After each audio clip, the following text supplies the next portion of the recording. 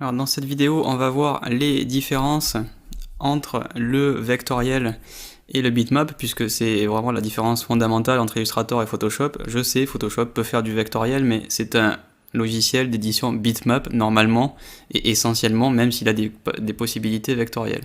Illustrator, lui, peut aussi importer des images qui sont en bitmap, mais il ne peut pas véritablement les modifier. Par contre, c'est pleinement un outil d'édition vectorielle. Vectoriel, ça veut dire quoi? Ça veut dire que les formes que vous avez à l'écran sont en fait définies par des vecteurs et que la forme est recalculée à chaque fois que l'on change sa taille. Donc je vais prendre un exemple plus simple qu'avec cette illustration. Je vais aller créer un nouveau document en partant par exemple d'un modèle pour le web. On va prendre un 1024 par 768, bonne vieille résolution 4 tiers, et on va créer un rond, donc une ellipse. Donc je reste appuyé, je mets outil ellipse et on va la faire voilà, en vert avec un contour noir. On va la faire toute petite. Et cette forme, si je lui demande de devenir beaucoup plus grande, eh bien on voit qu'elle est parfaitement dessinée. C'est-à-dire que quand je zoome, quoi qu'il arrive, même si je suis parti d'une forme qui était toute petite, les contours sont parfaitement nets. Et là je suis à un niveau de zoom qui est hallucinant, je suis à 64 000%. D'ailleurs c'est une nouveauté de Illustrator CC 2015, la possibilité de zoomer au-delà de 6400%, mais maintenant 64 000%. Et d'ailleurs, vous voyez ici aperçu GPU, puisque l'interface d'Illustrator, tout le dessin vectoriel ici, est accéléré par la carte graphique. Donc c'est vraiment extrêmement rapide, y compris sur des ordi un petit peu anciens, puisque le processeur est déchargé de ses calculs, puisque c'est le processeur graphique maintenant qui s'en occupe. Donc si maintenant je passe sous Photoshop, et que j'essaye de faire sensiblement la même chose, donc je vais créer un nouveau calque que je vais remplir d'un cercle vert, histoire de ressembler vaguement à ce qu'on a fait dans Illustrator. Et puis je vais créer un nouveau calque et je vais faire un rond très gros, que je vais remplir aussi en vert. Si maintenant je prends le petit et que je lui demande de se grossir autant que son grand frère à côté, donc je vais faire un CTRL-T, donc je pars, là vous voyez je suis à 25%, on va se mettre à 100%, donc vous voyez que les deux sont parfaitement bien dessinés, puisqu'ils ont été d'abord remplis à partir d'une sélection. Donc en gros, on a injecté à chaque fois exactement le nombre de pixels que l'on voulait. Maintenant, à partir de ce nombre de pixels, c'est-à-dire en l'occurrence pas beaucoup, si je lui demande d'arriver ici, Photoshop ne saura pas comment redéfinir la forme. Nous, on se dit, bah, c'est un rond, t'as qu'à refaire un rond, mais pour lui, c'est une grille de pixels, d'où le nom de bitmap d'ailleurs. Quand je vais zoomer ici, on voit cette grille apparaître.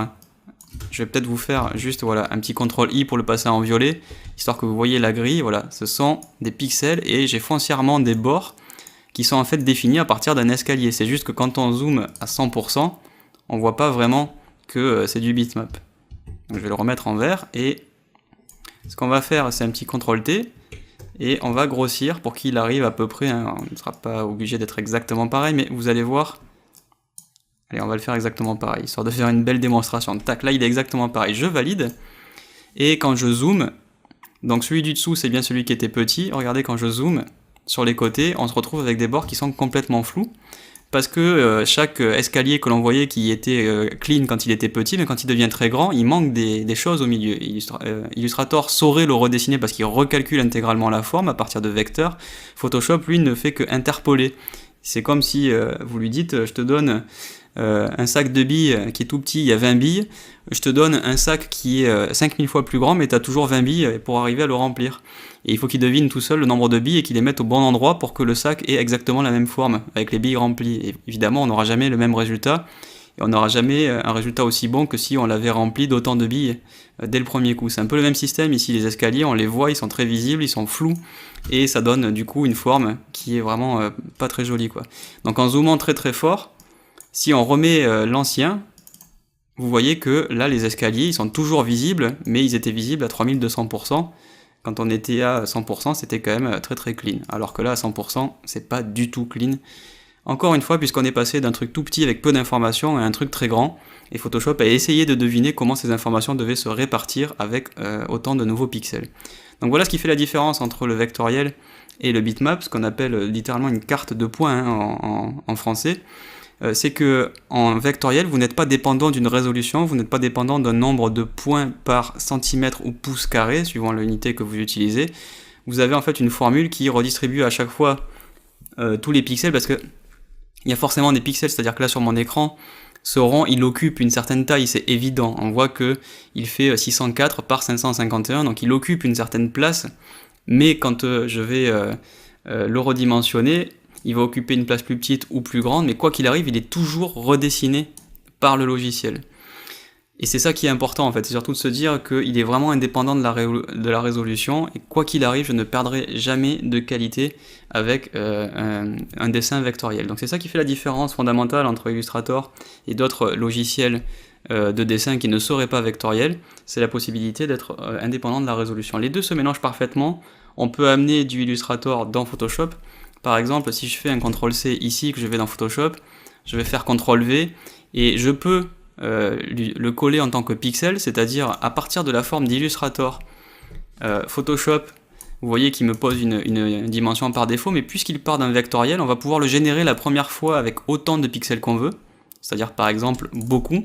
Par contre, à partir de maintenant, c'est devenu dans Photoshop du bitmap. Donc si je le grossis encore plus, là je vais perdre de la qualité.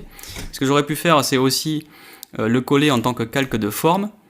Donc ici je me retrouve, hop, il est caché derrière, voilà, je me retrouve avec un calque de forme, et le calque de forme dans Photoshop, lui, est un élément vectoriel, puisque c'est un tracé, on le voit sur le côté, qui définit le remplissage de mon cercle. Donc là, je suis toujours sur du bitmap quand je zoome, mais à chaque fois que je le redimensionne, j'ai un calcul qui se fait à partir d'une forme vectorielle. Donc Photoshop est capable de gérer le vectoriel, on vient de le voir, même si ce n'est pas foncièrement un outil de vectoriel, puisque quand je zoome, quoi qu'il arrive, j'ai toujours une carte de points visible.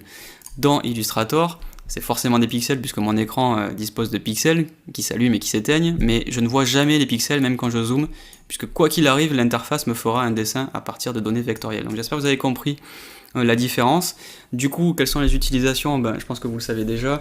On dédie le vectoriel à tout ce qui va être logo, pictogramme, icône, illustration, des choses simples avec des aplats, mais on peut quand même faire avec du vectoriel, on peut faire des ombres portées, on peut faire des dégradés, des transparences, mais c'est pas une photographie que vous allez faire en vectoriel, c'est plutôt dédié aux pictographies et à l'identité visuelle.